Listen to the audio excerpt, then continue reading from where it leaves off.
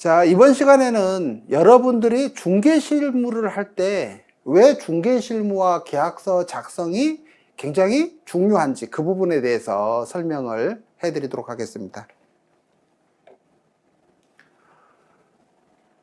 자, 여기서 여러분들이 이제 계약이 체결됐고, 그 다음에 이행이 되고, 자, 매매 계약입니다. 이행이 되고 소유권 이전이 완료가 됐습니다. 그러면 실제로 이제 소유권 이전까지 한 다음에 어떤 문제점이 생기느냐 그 부분이거든요.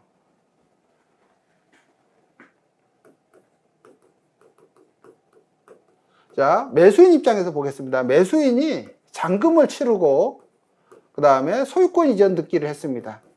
소유권 이전을 하고 그 다음에 부동산 점유를 이전받아서 이제 여기서 거주하고 있는 거죠. 자, 이러고 있을 때 아무런 문제가 없으면 그냥 이렇게 살게 됩니다. 근데 이 이후에 어떤 문제가 발생하느냐 그거부터 여러분들이 한번 체크를 해 보셔야 돼요. 자, 매매 계약을 하고 난 다음에 어떤 문제가 생길까요? 첫 번째, 이 매수인이 소유권을 상실할 위험성이 있습니다.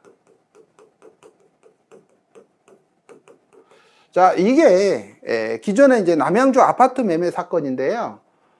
매수자가 매도인에게 아파트를 주고 사서 들어가서 살고 있다가 나중에 제3자가 나타나서 이 아파트 자기 것이니까 아파트를 돌려달라 이렇게 이제 하는 거죠. 그래서 결국 매수자가 패소를 해서 아파트를 빼앗겼고요. 그 다음에 매매대금은 돌려받을 수가 없죠.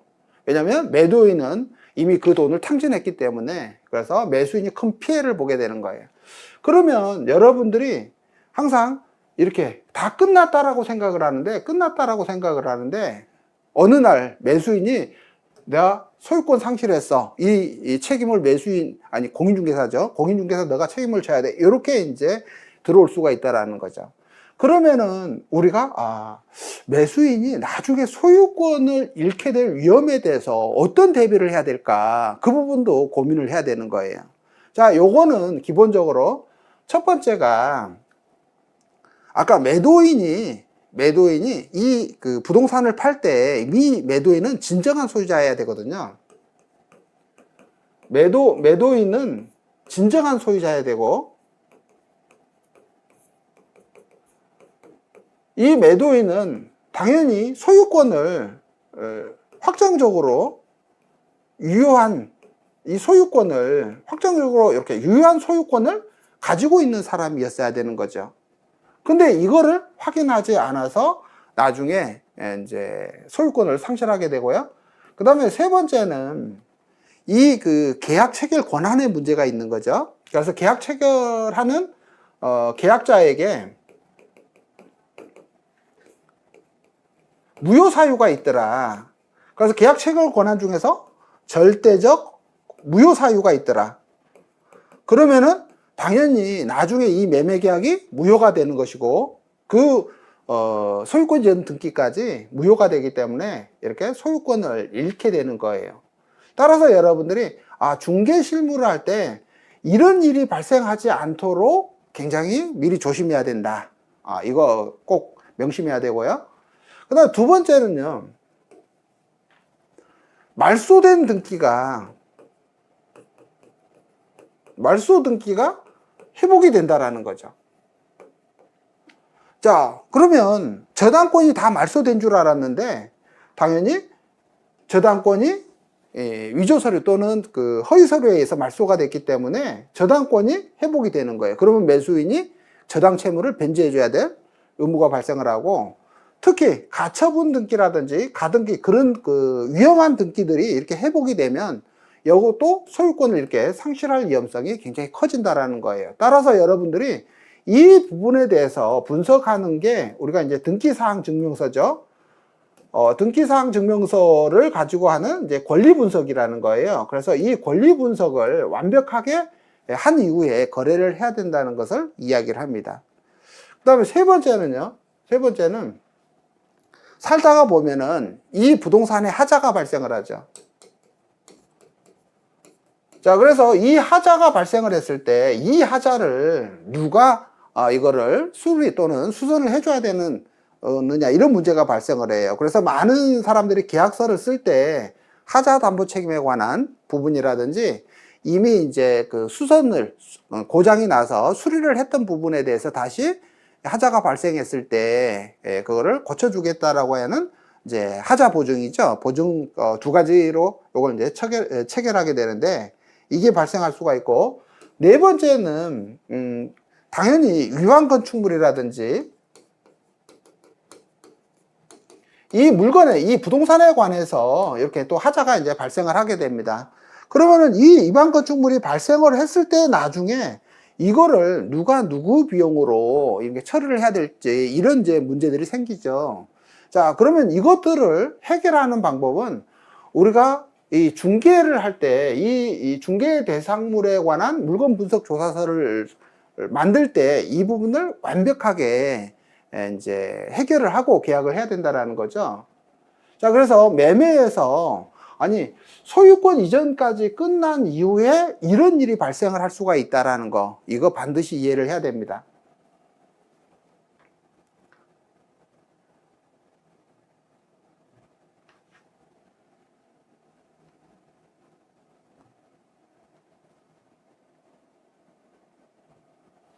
자, 그러면 이제 다시 보겠습니다.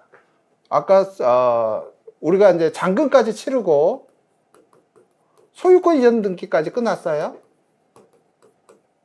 소유권 이전 등기까지 끝나고 명도까지 끝났습니다. 자, 그러면은 잔금을 치르는 거 우리가 이행이라고 하는 거죠. 그래서 이렇게 이행이 되었을 때 발생하는 문제고요. 두 번째는 이 이행이 불완전하게 이루어졌을 때 말하는 거예요. 불완전 이행이 발생했을 때. 그래서 첫 번째는 이행이 됐다라는 거고요. 이행이 됐음에도 불구하고 아까 그런 문제가 발생을 했죠. 자, 두 번째는 이행이 불완전하게 되면 그러면 어떻게 될까 이런 이야기죠. 자, 그래서 이행이 불완전하게 되면 여러분들이 민법에서 배웠던 불완전 이행하고 실무하고는 다릅니다. 그래서 예를 들어서 이런 거예요. 화장실에 리모델링을 했는데 성인 변기를 사용한 게 아니라 유아용 변기를 했다. 그런 것들이 이제 불완전 이행이죠. 그래서 이 부분은 두 가지로 여러분들이 정리를 해줘야 돼요. 뭐냐면 사용 수익하는데 문제가 없어. 그죠? 문제가 없는 경우하고 사용 수익하는데 문제가 있는 경우를 이렇게 두 가지로 나눠 가지고, 당연히 문제가 있다라고 하면 요거는 채무 불이행 쪽으로 가는 거고요. 그 다음에 문제가 없다라고 하면 그러면 이때는 이제 손해배상으로 가는 거죠. 여기는 손해배상으로 가기 때문에 이 손해배상은 당연히 뭐예요? 사용하는데 문제가 없으니까 정신적 손해배상이라는 거거든요. 위자료요? 정신적 손해배상이고, 사용하는데 문제가 있다라고 하면 그러면 당연히 이 부분에 의해서 우리가 계약을 해지할 수도 있고, 아니면은 이 문제를 이행 지체로 해서 이행을 이렇게 이제 강제를 할 수도 있고, 그 다음에 계약을 해지했을 때는 또 손해배상을 받을 수가 있는 거고, 그죠? 이행 강제를 할 때도 이렇게 손해배상을 받을 수가 있는 문제가 되는 거죠.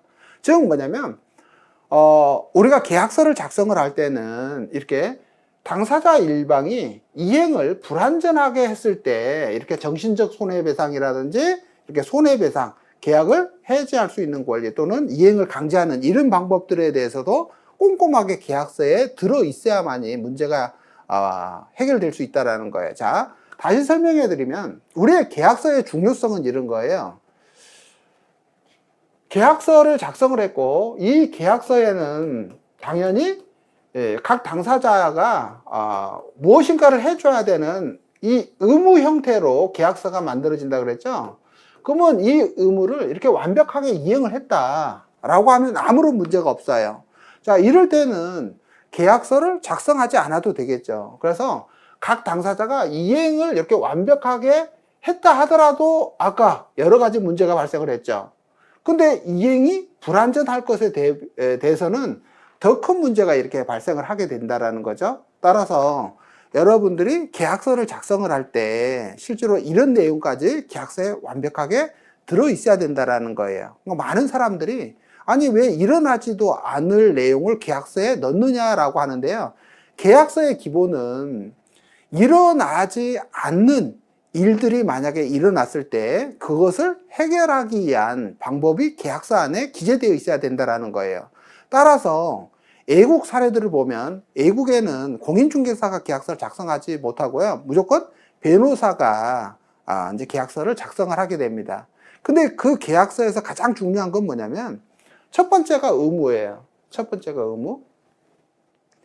두 번째는 이것들을 완벽하게 이행을 하지 않았을 때, 그랬을 때 이 계약을 어떻게 할 것이고 상대방에 대한 손해배상을 어떻게 할 것이고 이런 것들을 가장 자세하게 계약서를 쓰는 거 이 부분이에요. 쉽게 말하면. 근데 우리나라 같은 경우는 100억짜리 그 부동산 매매 계약서를 쓰는데도 한 장짜리 계약서를 쓰는 나라잖아요. 그러니까 서로 믿고 이 의무를 이행하는 데 있어서 서로 신뢰하고 믿고 계약을 하다 보니까 이행을 안 한다라는 것을 생각하지 못하는 거잖아요. 근데 애국 사례를 보면 애국은 항상 이행하지 않을 것이라고 간주를 먼저 합니다. 그리고 나서 이행하지 않았을 때 어떻게 처리할 것인지 이 부분을 자세하게 기재하는 게 그게 가장 완벽한 계약서라는 거예요. 따라서 여러분들이 앞으로 배우게 될 계약서 작성 마법사 특약 실무 과정에 가면은 이 부분을 집중적으로 배우게 되는 거예요. 그리고 이제 의뢰인들이 만약에 우리가 계약서를 이렇게 자세하게 하다 보니까 의뢰인들이 싫어한다라고 종종 그렇게 이야기를 합니다. 그렇지만 볼게요. 의무 이행을 하면 아무런 문제가 없어요. 그죠? 이행을 안 했을 때 어떻게 해결할 거냐. 그 문제거든요. 따라서 여러분들이 이 계약서에서 가장 중요한 거는 이행을 안 했을 때 어떻게 처리할 것인지 그 방안을 계약서에다가 기재하는 게 훨씬 더 중요하다. 이렇게 이해를 하시면 돼요. 그러면 이제 세 번째로 이제 가보겠습니다.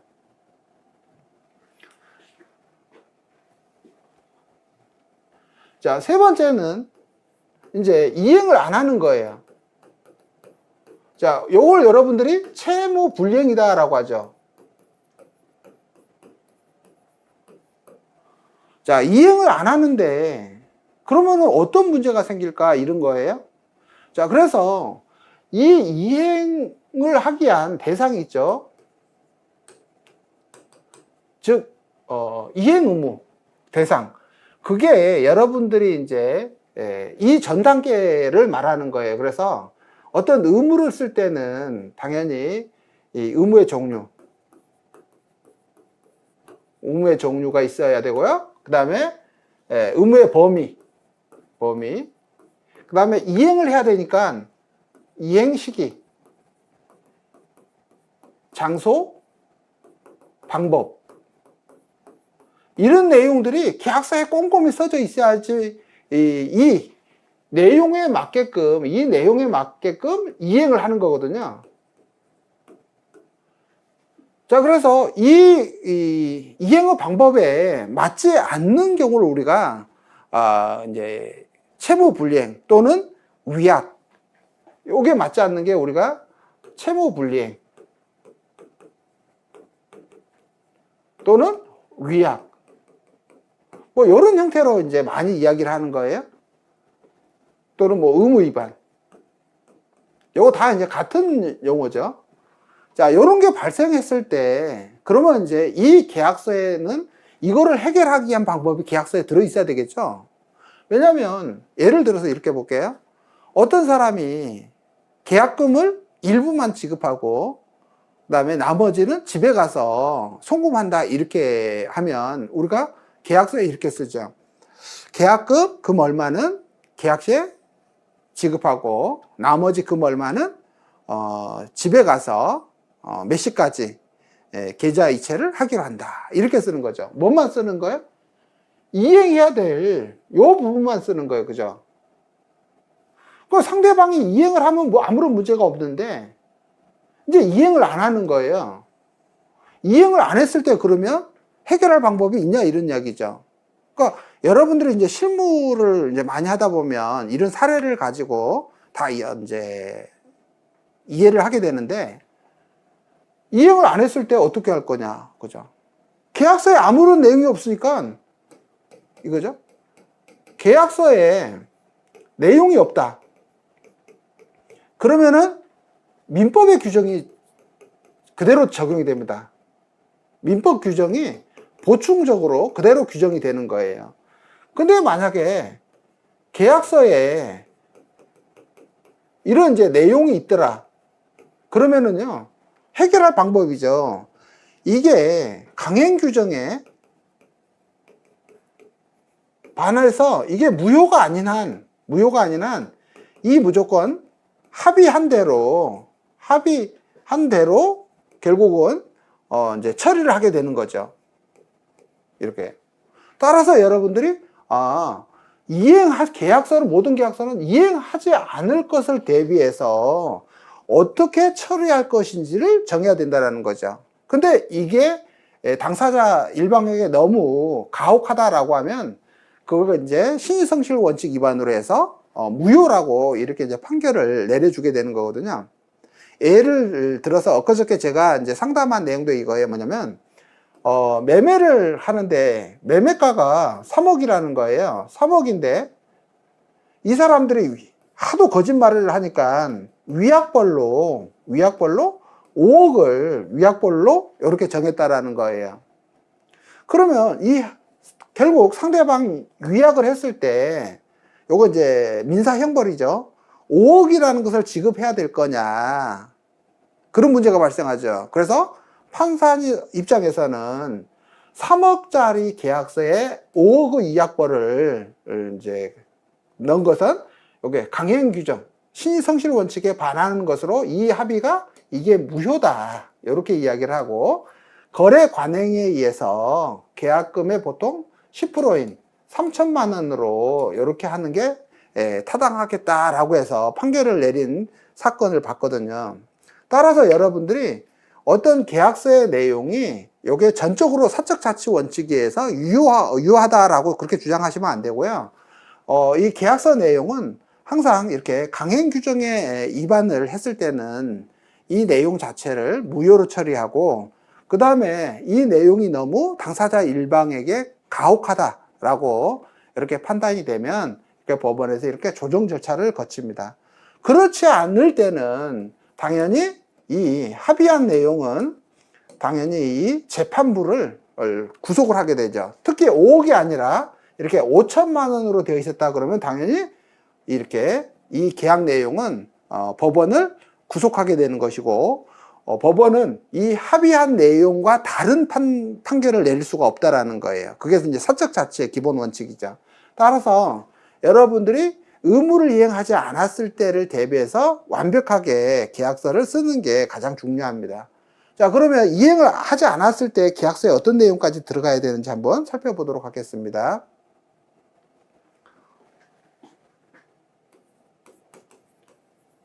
자, 당사자 일방이 이행을 하지 않았어요. 이행을 하지 않았을 때는 당연히 먼저 고려할 게 뭐냐면 이행을 강제하는 방법을 동원해야 되겠죠. 이행을 강제를 합니다.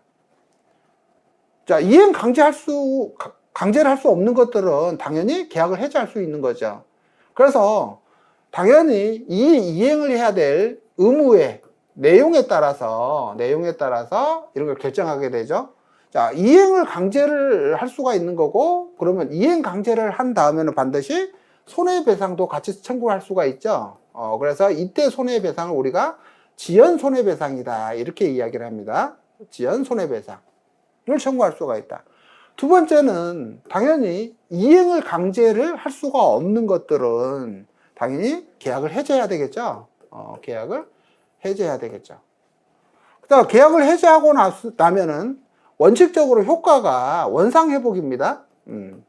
각 당사자는 원상회복해야 되는 게 원칙인 거고요. 그리고 계약 해제로 상대방에게 손해가 발생을 했을 때는 그 상대방에 대해서 이렇게 손해배상을 해야 되는 거죠. 그래서 이때 손해배상을 우리가 전보 손해배상이다 이렇게 하는 거예요.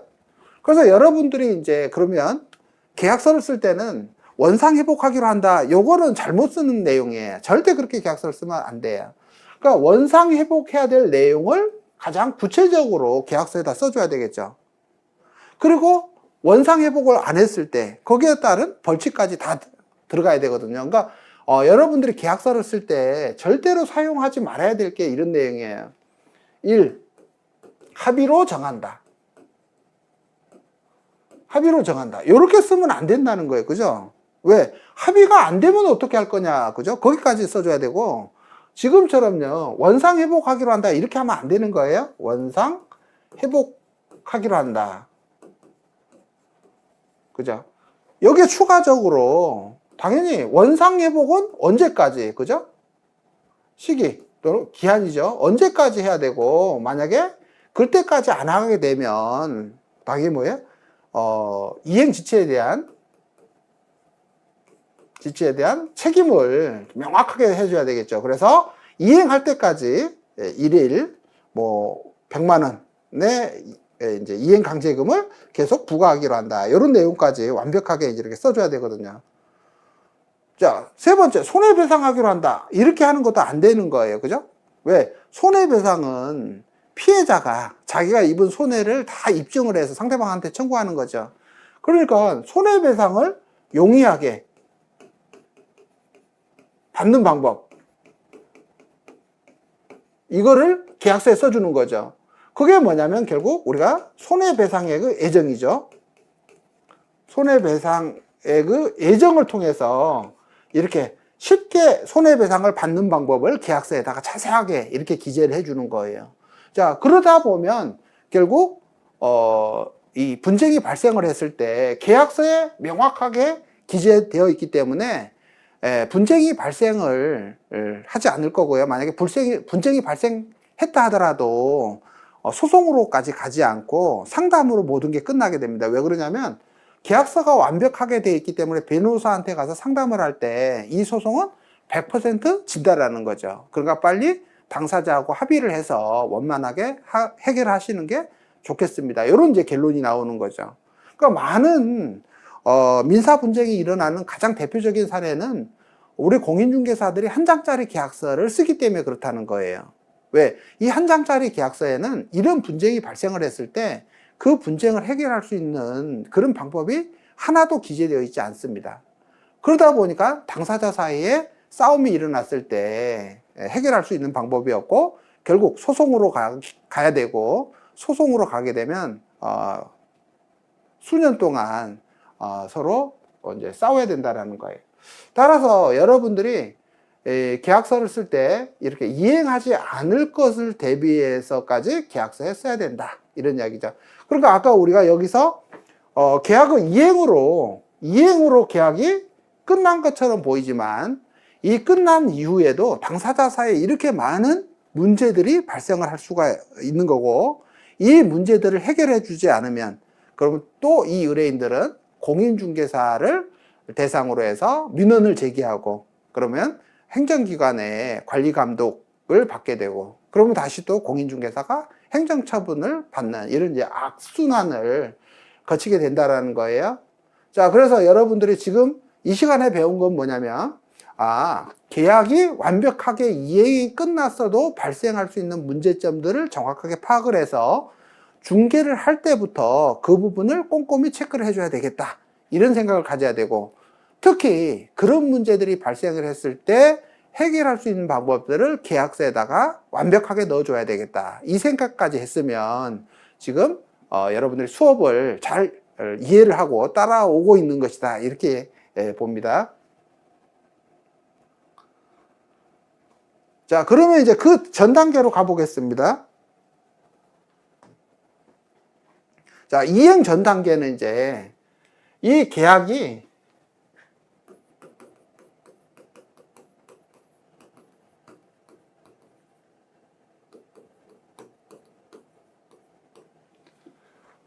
자, 계약이 효력을 발생해야 된다는 거예요. 계약이 효력을 발생해야 된다는 거죠. 그러면 많은 지금 그 대표님들이 의아해 할 거예요. 아니, 계약을 작성해서 도장 다 찍어서 교부해주면 계약의 효력이 당연히 발생하는 것이지 왜 계약의 효력 발생까지도 따져봐야 되느냐 이런 이야기죠. 계약의 효력이 발생을 해야지 이제 이행을 해야 될 이행 의무가 발생하는 거예요. 그죠? 그래서 이 효력의 발생을 요거를 제한하는 게 있죠. 제한하는 게 그게 이제 조건과 기한이라는 거죠. 여러분들이 민법에서 배웠던 법률행위 부관이죠. 그래서 법률행위 부관은 계약의 성립 요건이 아니라 효력 요건이다 라고 이야기를 했죠. 그래서 계약이 성립되면 바로 효력을 발생하는 게 기본적인 건데 그 효력 발생을 제한하는 그런 이제 역할을 하는 것들을 이제 법률행위 부관이다 이렇게 표현을 했고 그 중에 가장 대표적인 게 조건 기한이라는 거죠. 자, 조건은 여러분들이 어떤 계약을 할 때 이 계약의 효력이 나중에 이 조건이 성취되었을 때 효력을 발생하도록 하느냐 아니면은 계약이 소급해서 효력이 이제 소멸되도록 할 것이냐에 따라서 우리가 이제 정지 조건하고 이제 해제 조건부 이렇게 계약을 체결하는 거예요. 정지 조건부 계약 또는 해제 조건부 계약 이런 표현을 쓰는 거예요. 그러면 가장 대표적인 그 해제 조건부 계약이라는 것은 이거죠. 지금 계약이 유효한 거예요. 유효하고 이 조건이 불성취되면 그러면은 소급해서 계약이 해제되는 것을 말하는 거거든요. 요건요. 정지 조건은요, 현재 상태가 무효인 거예요. 효력이 없는 거예요. 그리고 조건이 성취가 되면 그러면은 계약의 효력이 이제 이렇게 발생하게 되는 거거든요. 그걸 우리가 이제 정지 조건이다 이렇게 이야기를 해요. 그러면 여러분들이 계약서를 쓸 때 당연히 의뢰인이 상대방한테 큰 위험 부담을 지지 않으려면 이렇게 조건부 계약을 씁니다. 그럴 때는 여러분들이 정지 조건부 계약을 써야 될지 해제 조건부 계약을 써야 될지 이거를 결정하게 되는 거예요. 자, 한번 보겠습니다. 우리가 아파트 분양권 거래라고 할게요. 아파트 분양권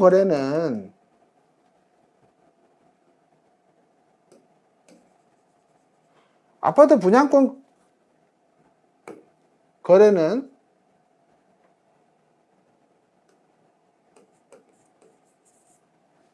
양도인과 양수인, 즉 매도인과 매수인 사이의 계약이죠. 그죠? 근데 이게 둘만 계약해서는 효력이 발생하지 않죠. 반드시 이 시행사라고 하는 사람이 이 계약을 승인을 해줘야 돼요. 그죠? 승인을 하고 매도인을 매수인으로 이렇게 변경해 주죠. 그걸 우리가 명의 변경 절차라 그러죠. 이렇게 명의 변경이 확실하게 성립이 돼야만이 이 둘 사이의 매매 계약이 유효하게 효력이 발생하는 거죠. 그러니까 이거는 당연히 둘 사이의 매매 계약을 하더라도 그거는 무효인 상태로 있다가, 그죠? 무효인 상태로 있다가 시행사에서 명의 변경을 해주게 되면 이 아파트 분양권 매매 계약은 이제 효력을 발생을 하게 되고, 효력을 발생했으니까 그 다음에 뭐예요? 이행을 해야 될 이행 의무가 발생을 하는 거죠. 그래서 당연히 시행사에서 명의 변경 절차를 이행해 주지 않을 때는 그 계약은 당연히 현재 무효인 상태다 이렇게 볼 수가 있는 거죠.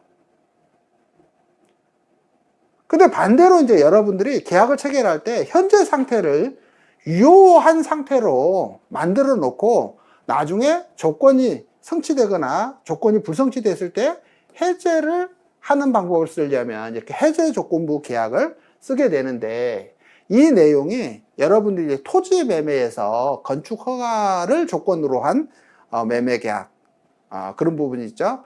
그 다음에 이제 토지 개발 행위를 하기 위한 매매 계약, 이런 계약서를 쓸 때 이렇게 조건부 계약을 많이 쓰게 됩니다. 근데 실제로 이 조건부 계약은 실무에서 거의 사용하지 않습니다.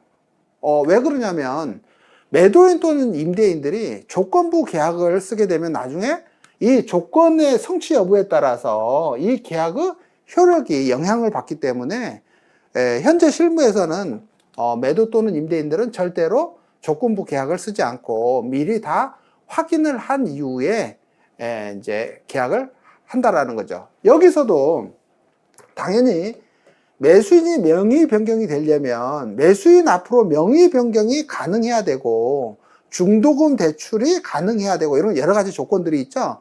그래서 그런 조건들을 다 확인한 후에 계약을 하는 것이지, 그것들을 확인하지 않고 이렇게 매수인 앞으로 명의 변경이 되지 않았을 때 본계약은 무효로 한다, 이렇게 하는 계약서를 쓰지 않는다라는 거죠. 근데 아직도 많은 이제 이 계약서를 작성하는 전문가들은 불이의 이제 손실을 피하기 위해서 이렇게 조건부 계약을 많이 씁니다. 자, 여러분들이 항상 계약이 바로 성립이 됐다라고 해서 이렇게 바로 효력이 발생하지는 않다. 왜 그러냐면 이 계약의 효력을 제한하는 조건이라든지 기한이라든지 이런 부분들이 있기 때문에 여러분들이 계약서를 쓸 때 굉장히 조심해야 되고요. 특히 어떤 계약을 하실 때는 이런 조건이라든지 기한이라든지 이런 이제 법률 행위 효력을 제한하는 내용이 계약서에 들어가야 된다 그러면 그 내용에 대해서 각 당사자한테 정확하게 설명을 하고, 요거는 이제 조건 이런 것들을 다 확인한 이후에 계약서를 작성하는 게 훨씬 더 좋습니다. 여러분들이 항상 계약서를 쓸 때 각 당사자가 당연히 각 당사자가 합의를 해서 정한다 그랬죠. 그 합의를 할 때 이런 내용을 넣어 달라고 하면 거기에 대해서 여러분들이 정확하게 설명해 줄 수 있어야 되고요. 그리고 그거를 갖다가 이제 방지하기 위한 방법, 이런 것들을 제시를 해서 각 상대방이 아무런 근심 걱정 없이 계약을 할 수 있도록 이렇게 도와주는 게, 그게 부동산 계약서 작성 전문가고요. 특히 우리 공인중개사가 앞으로 나아가야 될 방향이다, 이렇게 이제 이해를 하시면 돼요.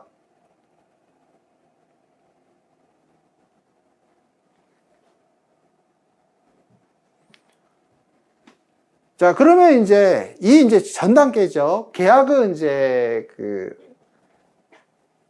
조건까지 봤습니다. 조건까지 봤으니까 그 전 단계는 뭐냐면 이제 계약의 성립이죠.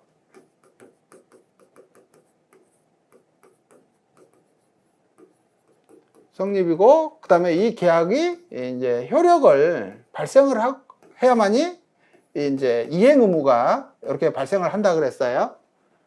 그래서 이 효력을 이제 제한하는 게 조건과 기한이다라고 했고, 그 전 단계로 이제 계약이 이제 성립해야 되겠죠. 그러면 계약이 성립을 하려면 당연히 계약의 성립 요건을 갖춰야 됩니다. 자, 계약의 성립 요건이죠. 자, 계약의 성립 요건 1. 당사자죠. 당사자. 2. 목적. 3. 의사표시. 요건 이제 계약이니까 당사자 사이의 합치, 즉 객관적 합치, 주관적 합치가 이루어져야만이 이 계약이 성립 요건을 갖추게 된 거죠. 그러면 여기서 이제 여러분들이 민법에서 배웠을 때하고 실무하고 이게 이제 달라진다는 걸 이해를 해야 돼요. 그 이야기는 뭐냐면, 여기서 이 당사자는 당연히 민법에서는 두 가지가 있죠. 권리 능력의 주체라는 게 있고, 그 다음에 법률 행위자라는 게 두 가지가 있습니다. 그죠? 자, 여러분들이 이제 실무로 오면 제일 어려운 게 이런 거예요. 민법에서 배웠던 내용하고 실무하고 내용이 굉장히 많이 바뀌게 된다는 거거든요. 왜냐면 계약은 법률행위죠. 법률행위고 여러분들이 말하는 채권행위입니다. 채권행위예요. 그러다 보니까 계약의 당사자, 계약의 성립 요건으로서 당사자는 법률행위자를 말하는 거예요. 법률행위자. 근데 나중에 보면요, 이 매수자 입장에서는 권리 능력이 있어야 돼요. 매수자는. 그래서 여러분들이 이 매매 계약에서 이제 당사자를 분석을 할 때는 권리 능력의 주체인 매수자 측면하고 그 다음에 계약을 체결하는 주체인 법률행위자, 이 두 사람의 측면에서 봐야 되는 거예요. 그러면 권리 능력을 갖췄느냐 못 갖췄느냐라는 건 여러분들이 계약을 체결하기 전에 당연히 매수인이죠. 매수인이 그 부동산을 취득할 수 있느냐, 즉 소유권을 가질 수 있느냐 없느냐, 그죠? 그래서 등기 능력이라는 거하고 될 수도 있고, 그 다음에 만약에 임대차라 그러면 임차권을 향유할 수 있는 그런 주체가 될 수 있느냐 없느냐, 그것을 살펴봐 주는 거예요. 특히 매수인이 법인일 때는 당연히 그 법인이 그 권리를 가질 수 있느냐 없느냐, 이런 것들을 살펴봐 줘야 되거든요. 그래서 이 권리 능력 측면에서는 매수인, 임차인 이런 쪽만 살펴봅니다. 왜냐하면 매도인이라든지 임대인 쪽은 자기가 가지고 있는 권리를 처분 또는 사용 권한을 상대방한테 설정해 주는 것이기 때문에 큰 문제는 없는데, 항상 매수인 쪽은 그걸 살펴봐야 되고요. 특히 이제 계약을 하는 이 법률 행위자는 당연히 계약 체결 권한을 집중적으로 보게 되는 거예요. 그래서 이 사람이 당연히 가장 중요한 거 의사 능력이 있어야 되는 거죠. 의사 능력이 있어야 되고, 두 번째, 이 계약에 대해서 인지 능력, 즉 책임 능력이 있어야 되겠죠. 책임 능력이 있어야 되고, 그 다음에 이 계약을 체결할 수 있는 행위 능력도 있어야 되겠죠. 행위 능력도 있어야 되고, 그 다음에 네 번째, 이 사람이 단독으로 유효하게 그 행위 능력이 있어야 되고, 제3자의 동의 또는 승낙이라는 것을 받아야 될 때는 받아야 되는 것이고, 그죠? 동의 또는 승낙 또는 허가라는 것을 받을 때는 해야 되는 거고요. 그 다음에 다섯 번째, 이 사람이 의사죠. 의사 능력이니까 여러분들이 이제 민법에서는 의사표시 부분에 대해서 배운 거잖아요. 그죠? 의사표시, 그 법률행위 효력하고 이제 성립요건하고 효력요건하고 이렇게 나눠서 배우는데요. 실무에서는 이걸 한꺼번에 다 정리를 합니다. 따라서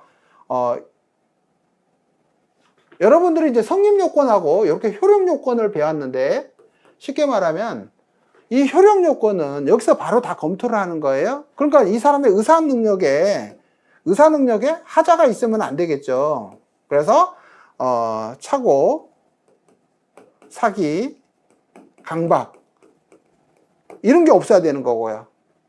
그 다음에 이 계약을 하는 사람이 민법에 이제 무효사유죠. 비진의 의사표시 또는 통정허위 표시 이런 게 하면 안 되고요. 특히 이 계약이 신의성실 원칙에 반하면 안 되고요. 불공정 행위에 해당하면 안 되는 거예요. 그 다음에 이 계약 당사자 사이에 이해 상반되는 관계에 해당이 돼도 안 되겠죠. 그 다음에 만약에 대리인이 계약을 할 때는 이 대리인에게 대리권 남용이 있어도 안 되겠죠. 자, 그래서 여러분들이 어떤 계약을 체결할 때는요, 이 계약자의 계약 체결 권한을 체크하기가 이렇게 광범위한 거예요, 이게.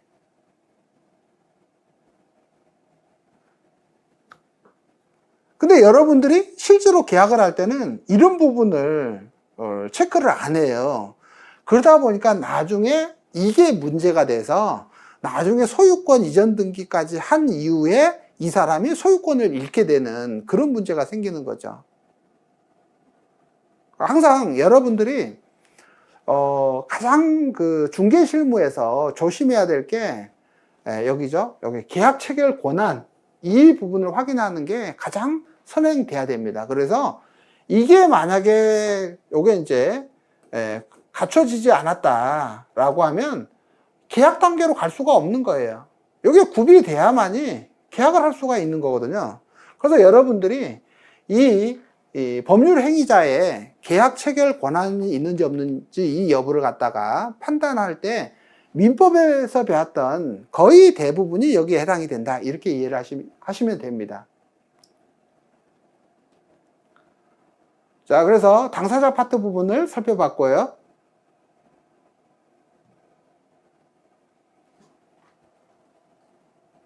자, 두 번째는 이제 목적 부분을 보겠습니다.